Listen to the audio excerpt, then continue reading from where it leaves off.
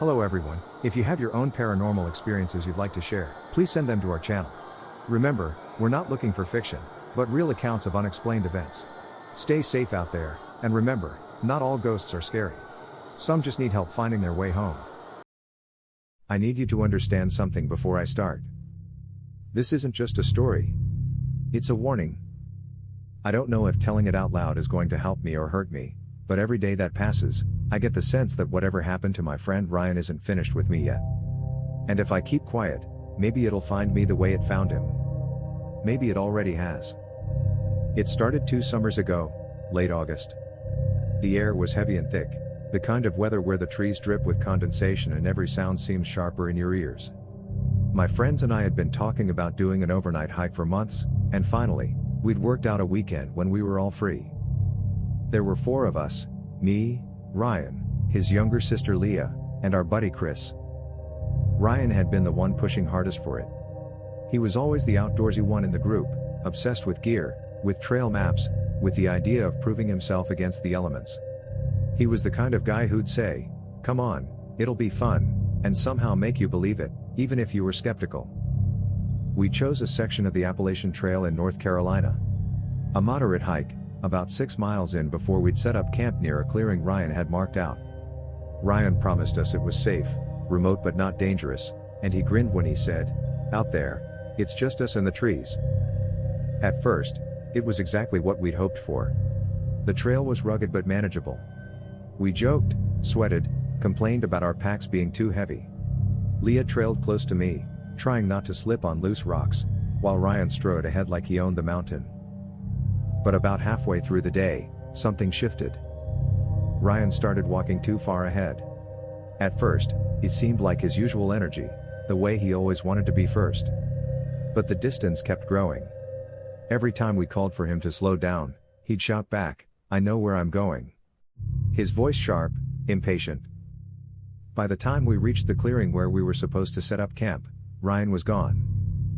We expected him to be waiting for us with a grin, maybe already unpacking. But the clearing was empty. We called for him. Nothing. We checked the tree line. Still nothing. Chris muttered that Ryan was messing with us, probably hiding just to spook Leah.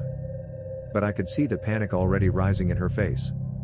And as the sun dipped lower, something about the silence in the woods made my stomach twist. It wasn't normal silence. Not the kind that comes when night animals trade places with day animals. This was different. The forest seemed to hold its breath. When Ryan didn't come back by nightfall, Leah broke. She wanted to leave right then, hike back and call for help. But it was too dark, and the trail was dangerous in low light. We lit a fire, half hoping Ryan would see the smoke, half praying we'd just hear him laugh and step out of the trees. He never did. The next morning, Chris and I hiked back until we got cell reception. We called the authorities, and within hours, a search was underway. The rangers combed the area with dogs. Volunteers came out, shouting Ryan's name until their voices went hoarse. We scoured the trail, the underbrush, the ridges and hollows. Nothing. No footprints. No torn fabric. No dropped gear. It was like the forest had just swallowed him whole. Leah cried constantly, clutching Ryan's spare hoodie like it was a lifeline. Chris stopped cracking jokes entirely. As for me, I kept replaying the last glimpse I'd had of him, his back vanishing between the trees, walking with a strange purpose, like he was following something only he could see. By day 4, hope was thin. By day 5, even the rangers' voices sounded resigned. That's when Ryan walked out of the woods. I'll never forget how he looked. He came stumbling down the trail toward the base camp where we'd all gathered, clothes torn, face sunburned, lips cracked and bleeding. He wasn't limping, wasn't panicked, just walking stiffly, like a puppet being guided forward. The rangers rushed to him. Leah screamed and ran, hugging him tight. But Ryan didn't hug her back. His arms just hung at his sides, stiff and awkward, as though he didn't quite remember how to use them. "Where have you been?" Leah sobbed into his chest. Ryan's head turned, eyes scanning each of us, but his expression never changed. Flat. Empty. "I'm fine," he said. His voice sounded wrong. Too calm. Too measured. I'm fine. That was all he would say, no matter how many questions the Rangers asked. They checked him out, said he was dehydrated but otherwise unharmed. When they pressed about where he'd been, he shook his head. Don't remember. Just walked. I was being watched the whole time. That was the only detail he gave. At the time, we all told ourselves he was in shock. That he'd been through something traumatic and it would take time. We wanted to believe it.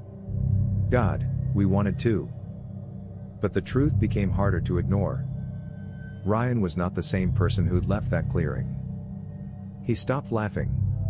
Ryan had always been the loudest, funniest guy in the room, the one making faces in photos, the one cracking jokes during serious moments. Now he barely spoke at all, and when he did, it was in short, flat sentences. He refused to eat meat. He only wanted plain rice, raw vegetables, or fruit. Anything else made him gag. Leah told me he muttered in his sleep. Sometimes words, sometimes just sounds, low, guttural, alien to his voice. Other nights, she'd wake to find him standing at the window, staring out into the dark for hours. And then there were his eyes. I don't know how to put it into words, but they didn't look like Ryan's anymore. They looked borrowed. Like he was peering out of someone else's body, like the fit was wrong. The scariest moment came a month later. Leah called me, hysterical, saying she'd woken up to find Ryan standing over her bed. Just standing there, silent, his eyes fixed on her face.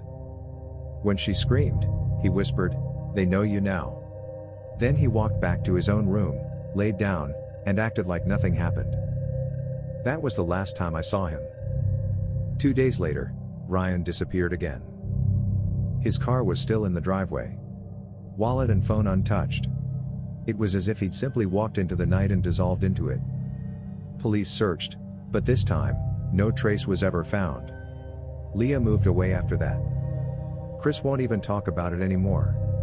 He shuts down if I bring it up. Sometimes, late at night, I replay the hike in my head. I see Ryan's back ahead of me on the trail, his stride purposeful, his shoulders stiff. I wonder if he ever really came back that first time, or if something else walked out of those woods wearing his skin. And the part that keeps me awake at night? When Ryan first stumbled out of the forest, the rangers said his arms were scratched up from brambles. But I saw the marks up close. They weren't scratches. They were carvings. A symbol, etched into his skin. I didn't recognize it at the time. But last month, walking the woods behind my house, I found the exact same symbol carved deep into the bark of a tree. Fresh. Clean. And when I looked around, the forest was silent. The same breathless silence as that night in the clearing. I think Ryan didn't escape whatever had him. I think it just let him go for a while, long enough to bring something back with him. And now, it's watching me. Hey everyone, thanks so much for listening. If you enjoyed the video, please hit that like and subscribe button, and then share with your friends. Your support helps us grow and create even more awesome content. We appreciate you being part of the journey. Here are a couple more videos for you to check out.